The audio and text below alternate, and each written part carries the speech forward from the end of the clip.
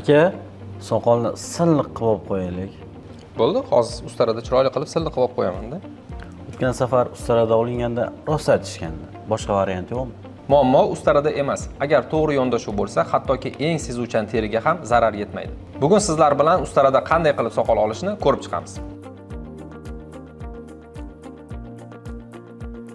Ustarada soqol olish bu bilim va texnika.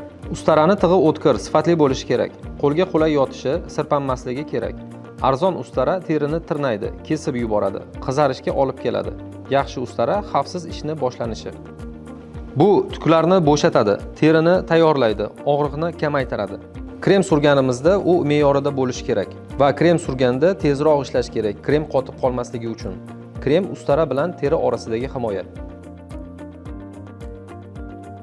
Ustarani quruq teriga tegizib bo'lmaydi.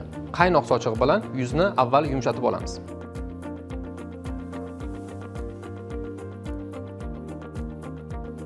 Endi eng muhim qoidaga e'tibor berish kerak. Ustara doim soqol o'sish yo'nalishida yuritiladi. Bu terini himoya qiladi, qizarishini kamaytiradi.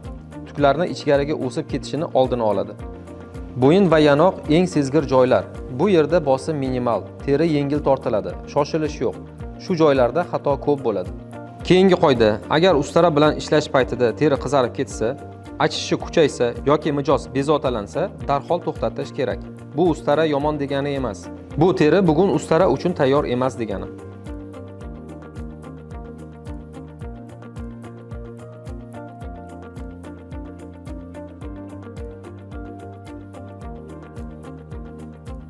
Soqol olingandan keyin yuz sovuq suv bilan yuviladi, spirtsiz balzam suriladi.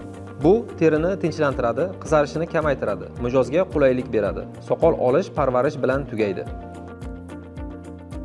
Ustara noto'g'ri qo'llarda xavfli, to'g'ri qo'llarda esa mukammal asbob hisoblanadi. Berayotgan bilimlarimiz foydali bo'layotgan bo'lsa, bizni kuzatishda davom eting va rasmiy sahifalarimizga obuna bo'ling. Sizlar bilan Shuhrat Ismatillayev bo'ldi.